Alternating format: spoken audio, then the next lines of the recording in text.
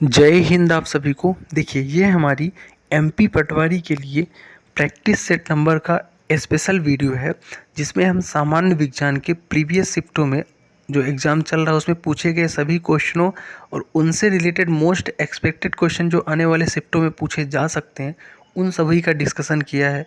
तो वीडियो काफ़ी इंपॉर्टेंट होने वाला है, जिनका भी एग्ज़ाम अभी बचा हुआ है। ठीक है, तो वीडियो को बड़े ध्यान से देखना है। पहले क्वेश्चन से शुरू करेंगे। पहला क्वेश्चन है, समुद्रगुप्त का दरबारी कवि कौन था? तो समुद्रगुप्त का तो जो दरबारी कवि था आपको वो बताना है। तो हरिसेन जो था ये समुद्रगुप्त का दरबारी कवि है। और इलाहाबाद का जो स्तंभ है जिसको आप प्रयाग प्रशस्ति के नाम से जानते हैं, ये हरिसेन द्वारा ही रचा गया है। ठीक है, समुद्रगुप्त को भारत का नेपोलियन बोला जाता है। नेक्स्ट है, किस वेद में सबसे प्राचीन वैदिक युग की संस्कृत के बारे में जानकारी दी गई है? तो जो ऋग्वेद है ना, सबसे पुराना वेद, इसमें सबसे प्राचीन जो है वैदिक युग की संस्कृत की जानकारी दी गई है। प्रारंभिक वैदिक काल यहीं से जानकारी मिलती है। आर्यों का पवित्र एग्जान माना जाता है इसे। ठीक है, और ब्रह्मचारी विचारधारा जो होती है उसके अनुसार वर्ण का अर्थ इसमें ही है, और बहुत सारी चीज़ें इसी में आपको मिली हुई हैं। ठीक है, और इसको पढ़ने वाले को आई थिंक होत्री बोला जाता है। ठीक है, इसका जो पाठ करता है।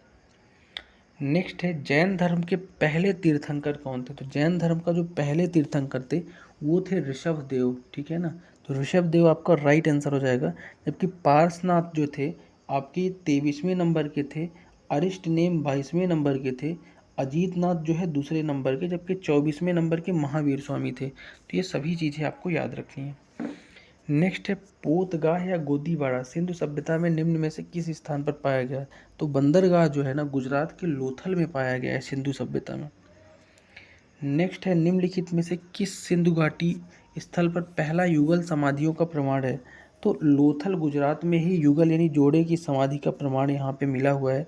साथ में नाचने वाली लड़की की कांस की मूर्ति भी मिली हुई है। ठीक है, नेक्स्ट है, कौन सा प्रतीक बुद्ध के जन्म को दर्शाता है? तो गौतम बुद्ध के जन्म को कमल और सांड का प्रतीक दर्शाता है। तो कमल और सांड का प्रतीक राइट आंसर होगा।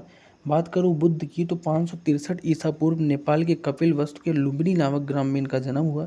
पिता का नाम शुद्धोधन था, माता का नाम जो था महामाया था। ठीक है, इनकी मृत्यु 7 दिन बाद हो गई थी। फिर इनकी सौतेली माँ गौतमी ने इनका पालन पोषण किया था। नेक्स्ट है, कलिंग के राजा खारवेल का संबंध निम्न में से किस राजवंश से था? तो खारवेल जो है ना इसका संबंध किससे था? तो इनका संबंध था महामेदवाहन वंश से, इनका संबंध था खारवेल का। ठीक है, नेक्स्ट है, बौद्ध धर्म में त्रिरत्न क्या है? तो बौद्ध धर्म में जो 3 रत्न है ना वो है बुद्धम शरणम गच्छामि धम्मम संगम, यानी बुद्धम शरणम गच्छामि धम्मम ऐसा करके बोलते हैं। तो ये बुद्ध धम्म और संघ इसके 3 रत्न हैं।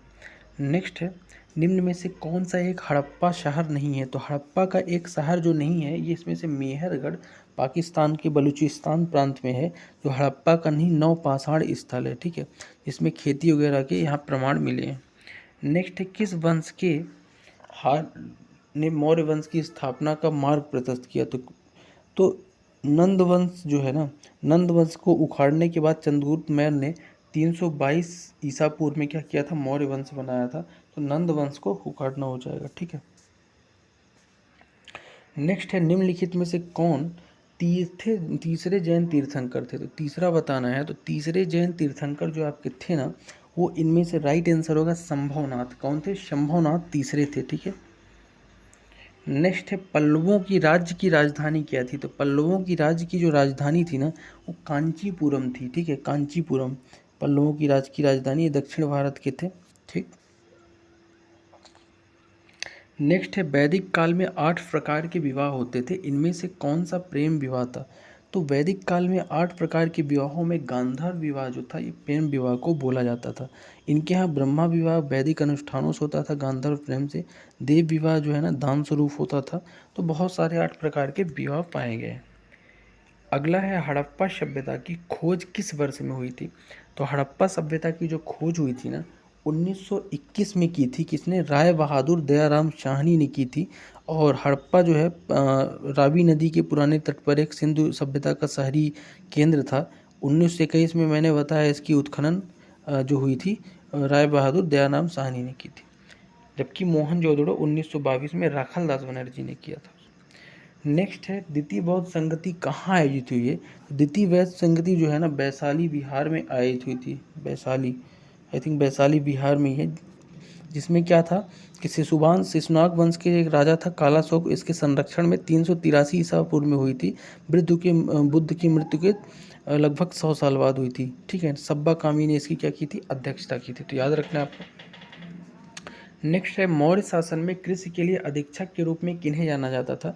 तो मौर्य शासन में सीता अध्यक्ष बोलते थे किसको, कृषि के लिए जो अधीक्षक होते थे, कृषि के प्रभारी। ठीक है। नेक्स्ट है ज्ञान प्राप्त करने से पहले भगवान महावीर का नाम क्या था। तो भगवान महावीर को पहले जो जानते थे वर्धमान के नाम से जानते थे। नेक्स्ट है वैशाली निम्न में से किस महाजनपद की राजधानी थी। तो वैशाली जो है आपकी किसकी थी, वज्जी महाजनपद की राजधानी क्या थी, वैशाली थी। जबकि कौशल की क्या थी, कौशल की थी आपकी श्रावस्ती राजधानी थी। काशी की वाराणसी थी। मगध की पाटलिपुत्र जिसका नाम राजगीर था वो थी आपकी राजधानी। हड़प्पा किस नदी के तट पर स्थित था। तो हड़प्पा जो है ना रावी नदी के तट पर स्थित था। कहाँ था, रावी नदी पाकिस्तान के पश्चिम पंजाब प्रांत में पाया गया था। ठीक है, तो याद रखना रावी नदी। नेक्स्ट है महाराजाधिराज की उपाधि धारण करने वाला पहला शासक। तो महाराजाधिराज की उपाधि धारण करने वाला पहला शासक था चंद्रगुप्त प्रथम, याद रखिएगा। और जिसकी लिच्छवी वंश की पुत्री से विवाह करने के बाद अपने राज्य को सुदृढ़ बनाया था, कुछ ऐसा। और श्रीगुप्त जो था गुप्त वंश का संस्थापक था। अगला है Fatehpur Sikri co dot dot द्वारा मुगल साम्राज्य की राजधानी में स्थापित किया गया। तो फतेहपुर सीकरी को अकबर ने बनवाया था। बुलंद दरवाज़ा भी यहाँ पे है और राजधानी के रूप में बनाने की योजना थी, लेकिन पानी की कमी ने उस शहर को छोड़ने में मजबूर कर दिया था। ठीक है। नेक्स्ट है निम्न में से किस शासक ने जीतल नामक तांबे के सिक्के जारी किए। तो जीतल नामक जो तांबे के सिक्के जारी किए थे इल्तुतमिश ने किए थे। वही इल्तुतमिश जो 1211 से लेकर 1236 तक राज्य किया, कुतुबुद्दीन ऐबक का दामाद और उसका उत्तराधिकारी आपका था। नेक्स्ट है गुलाम वंश के किस शासक ने अपनी राजधानी लाहौर से दिल्ली स्थानांतरित की। तो लाहौर से दिल्ली इल्तुतमिश ने अपनी राजधानी लाया था। नेक्स्ट है चौसा का युद्ध डॉट डॉट के बीच लड़ा गया। तो चौसा का युद्ध हुमायूं और शेरशाह सूरी के बीच हुआ है। कब हुआ है, तो 1539 में हुआ है। ठीक है, और शेरशाह सूरी का मकबरा जो है सासाराम बिहार में है, ये भी आपको याद रखना है। नेक्स्ट है 12वीं शताब्दी के मध्य में डॉट डॉट के चौहान द्वारा तोमर राजपूतों को पराजित किया गया। तो अजमेर के चौहान ने तोमर राजपूतों को 12वीं शताब्दी के मध्य में पराजित किया था। नेक्स्ट है खालसा पंथ का संस्थापक कौन था। तो खालसा पंथ के संस्थापक थे गुरु गोविंद सिंह जी। ठीक है, तो 1699 में इनने सिख धर्म के 10वें गुरु थे और इन्होंने खालसा पंथ की बैसाखी में त्यौहार मनाया जाता है। दिल्ली की जामा मस्जिद किसने बनवाई। तो जामा मस्जिद जो बनवाया था ना दिल्ली की, ये बनवाया था, उपयुक्त में से कोई नहीं बनवाया था। ठीक है, क्योंकि शाहजहाँ के द्वारा बनवाई गई थी और शाहजहाँ ऑप्शन में है ही नहीं। ठीक है ना, याद रखिएगा।